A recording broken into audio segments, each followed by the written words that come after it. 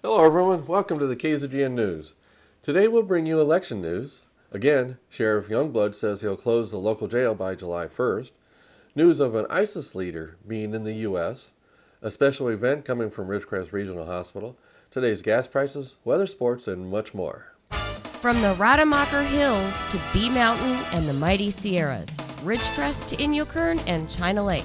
This is your news for the Indian Wells Valley with the KZGN News Crew. Hello, I'm Tom Waynick. Thanks for joining us for the news affecting Ridgecrest and the Indian Wells Valley. Well, another Super Tuesday has come and gone, and the votes are in for Pennsylvania, Connecticut, Maryland, Rhode Island, and Delaware. Trump and Clinton are the big winners, with Sanders winning one state. Kasich and Cruz were stomped by Trump in all 5 of their states. Trump won all 5 states with landslide victories in every state. Clinton won 4 states, with one of those being a close race. Here's the numbers for the Republicans. In Pennsylvania, Trump got 57%, to Cruz with 22%, and Kasich with 20%. In Rhode Island, Trump got 64%, to Kasich with 25%, and Cruz with only 11%. In Maryland, Trump got 54%, with Kasich at 23%, and Cruz with 19%. In Connecticut, Trump got 58%, to Kasich with 29%, and Cruz with 12%. And in Delaware, Trump got 61%, to Kasich with 20%, and Cruz with 16%. For the Democrats, we got these results. In Pennsylvania, Clinton won with 56% at Sanders' 44%. In Rhode Island, Sanders won with 55% to Clinton at 44%. In Maryland, Clinton won with 63% and Sanders at 33%. In Connecticut, Clinton won with 52% and Sanders at 47%. And in Delaware, Clinton won with 60% and Sanders at 40%. In the delegate race, Trump won all but 8 delegates that were up for grab. That will set the delegate totals for Trump with 983 delegates, Cruz with 562 delegates, and Kasich with 153 delegates. So Trump is about 3/4 of the way to the nomination. However, there are still 54 delegates in Pennsylvania that are free delegates. The reports are that most of those free delegates have vowed to vote for whichever candidate won their district. In that area, the vote results would show that Trump won every district in Pennsylvania. So those delegates would probably be voting for him on the first vote in the convention. The next election will be in Indiana. Cruz and Kasich have teamed up and are setting their sights on beating Trump in Indiana, New Mexico, and Oregon. But next Tuesday's Indiana vote is the biggest prize. So Trump is going to have to fight there. And Sanders is hoping to repeat his Michigan win and take Indiana. And again, here's a warning to everyone watching this. California will likely be the final determining state for the Republicans. If you're not registered to vote yet, get registered now. This year, your vote will be very important, both in the primary and the final November election. In news from the Kern County Sheriff's Department and the county supervisors, the jail in Ridgecrest is again slated to be closed at the end of June. The word I get from insiders to the issue is that the sheriff is mad at the supervisors for cutting his budget and is throwing us under the bus to punish them. This decision is purely political and not budgetary.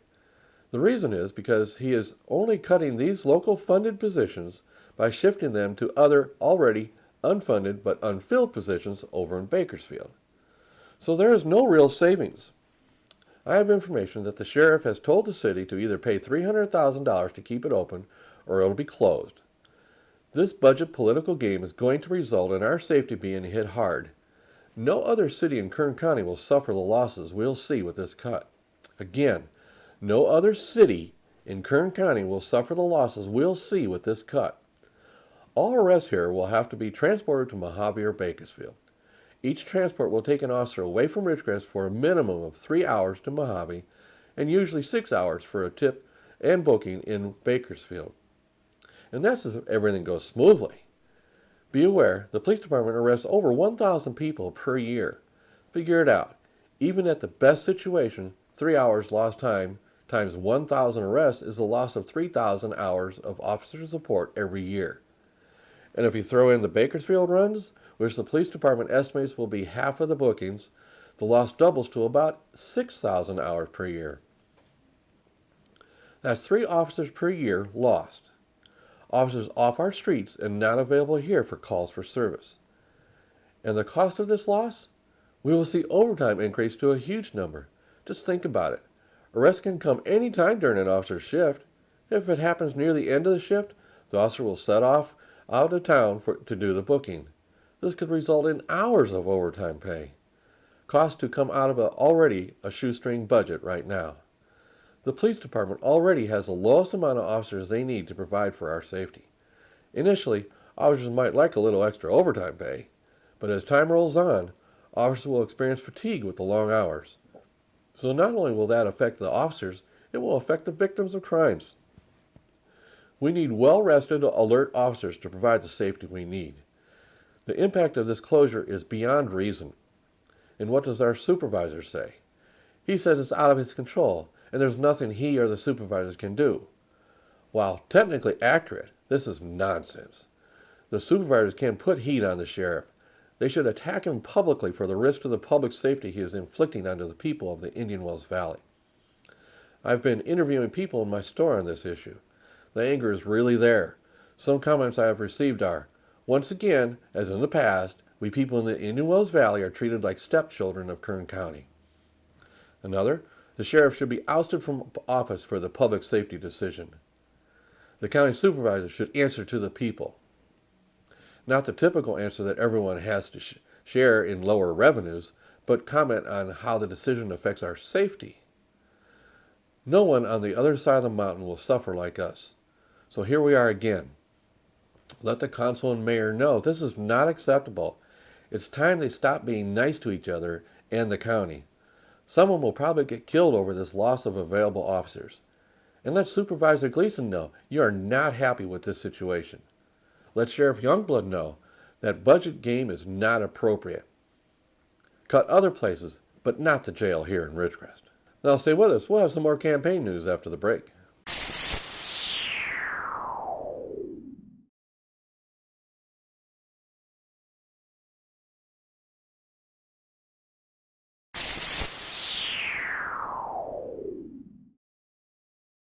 Thanks for staying with us. In other campaign news, we hear that Texas energy investor T. Boone Pickens told Newsmax TV on Tuesday that Donald Trump will both be the Republican presidential nomination and the White House, and that Hillary Clinton will not be the Democratic nominee. Trump's going to win, Pickens, 87, the chairman and CEO of BP Capital Management, told Steve Malzberg Show. In the interview, the nomination, and I think he'll win the presidency. If you want change, there's only one person who's going to change it, he added. It's Trump. I can't imagine voting for Hillary Clinton, Pickens, long a generous supporter to the Republican Party efforts, said that he has talked to Trump since the developer began his campaign last June. We've talked about oil. He said, adding that I think he understands how to improve the nation's energy policy. When asked about the Democrats, he offered these thoughts. While Clinton will get the delegates, Pickens told Malzberg, I don't think she's physically up to it, but that's not going to eliminate her. It'll be some other reason. Do you think it'll be her email scandal? Malzberg asked. All of it, Pickens responded. She has so many things. She already has one thing that she's proven to the American people. She's not honest. That was a Newsmax interview with T-Bone Pickens. And today we got news via the Horn report of an ISIS leader being helped into the U.S. numerous times by the Mexican cartel. Critics of President Barack Obama's weak border control policy have long warned that it could be exploited to sneak Islamic radicals and terrorists into America. Now it seems to have become reality.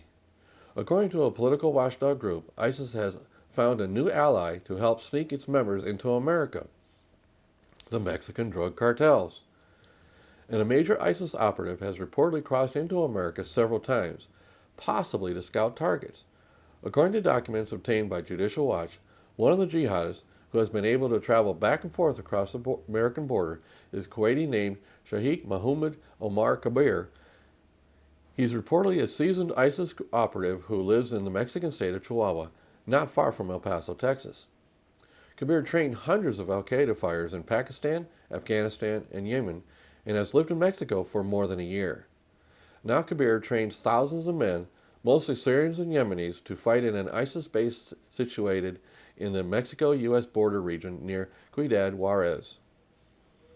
Judicial Watch reported the information was revealed by sources with access to Open Source Enterprise, a government database that gathers various materials from worldwide media outlets and analyzes the information for the U.S. intelligence community.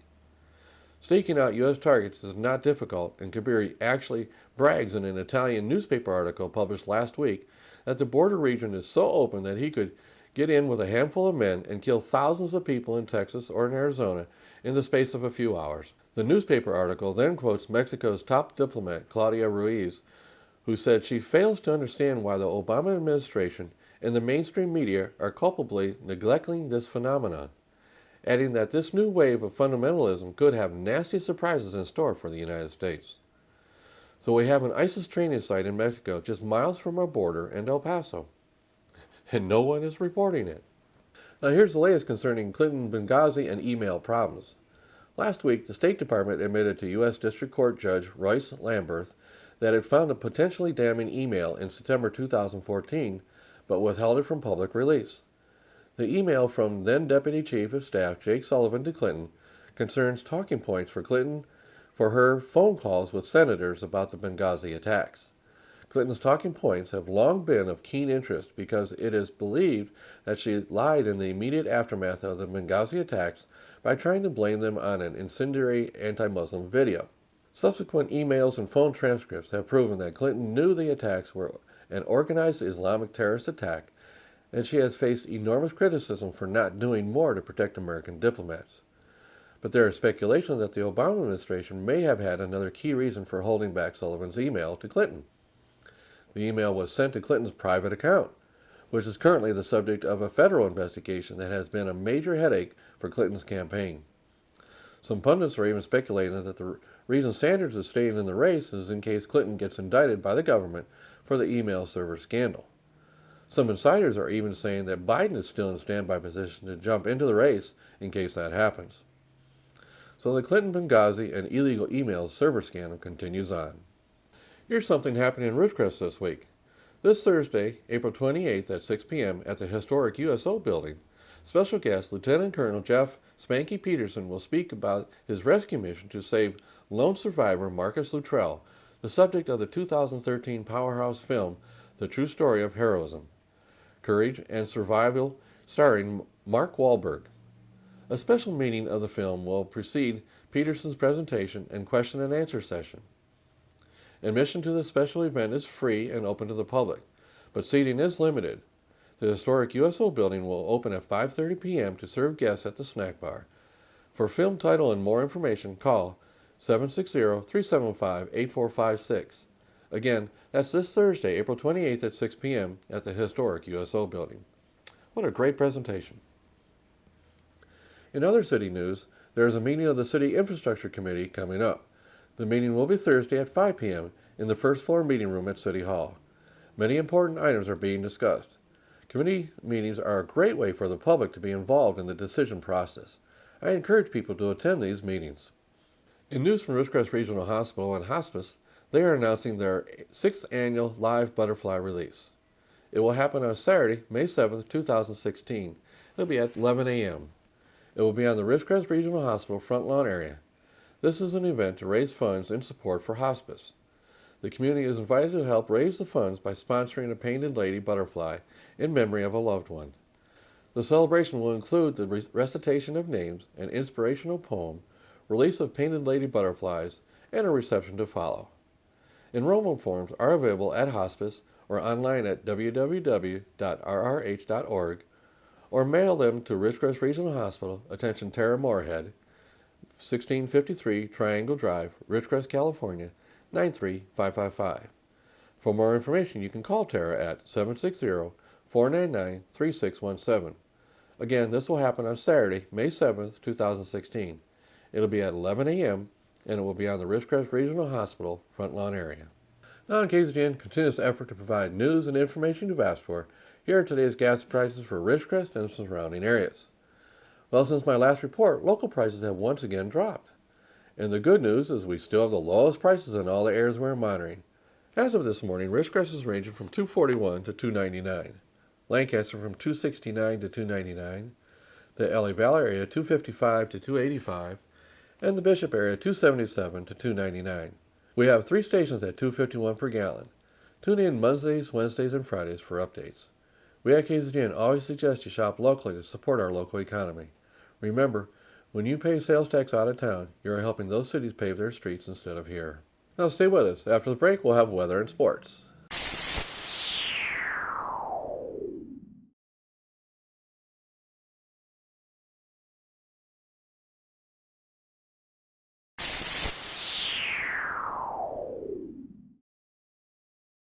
Thanks for staying with us. Now here's Lane with the weather.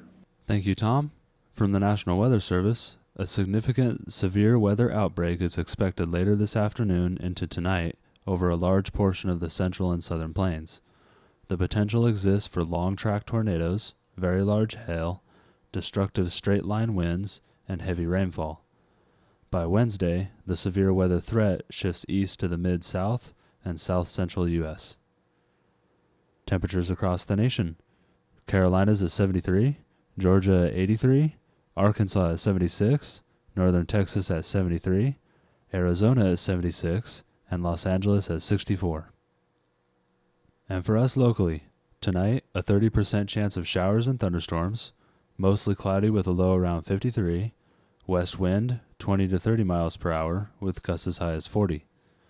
Thursday, a 30% chance of showers and thunderstorms, partly sunny with a high near 74, west wind 5 to 10 miles per hour with gusts as high as 15. Thursday night, a 20% chance of showers and thunderstorms, partly cloudy with a low around 53, west-northwest wind 15 to 20 miles per hour with gusts as high as 30. Friday, mostly sunny with a high near 83, west wind 5 miles per hour. Friday night, mostly clear with a low around 56, west wind 10 miles per hour. Saturday, mostly sunny with a high near 77, west wind 5 to 10 miles per hour. Saturday night, a 20% chance of showers, partly cloudy with a low around 56, north wind 10 to 15 miles per hour with gusts as high as 20. And Sunday, a 20% chance of showers and thunderstorms, mostly sunny with a high near 79, north wind 10 to 15 miles per hour with gusts as high as 25. And that is your forecast for the IWV. Now back to Tom. Thanks, Lane. And now here's sports with Tom Heck. And a very pleasant Wednesday early evening to everyone. Let's talk about Angels baseball. 2 in a row now over Kansas City. Angels are going to try to sweep tonight against the Royals in Anaheim. It's been a long time since the Angels have swept the Royals. Royals, a defending American League champion from last year. All right, Saracoso baseball. Great game yesterday in Barstow. Coyotes were down 5-2 going in to the final 2 innings. They put up 2 in the 8th, 3 in the 9th, and they beat Barstow 6-5. Same 2 teams play tomorrow. That game in Ridgecrest, last home game of the year, starts at 2:30, and then on Friday the 2 teams again will play at noon on Friday. No Saturday this week. They do that because one of the teams from the league might be a third-place team. A third-place team would have to play a wild card game next Wednesday. You save your pitching that way in case anyone wonders. So let's talk about Burroughs softball today. Burroughs softball, they're on a 2-game winning streak. They will play Sultana this afternoon, JV and varsity in those games. NBA, a couple good series still going on.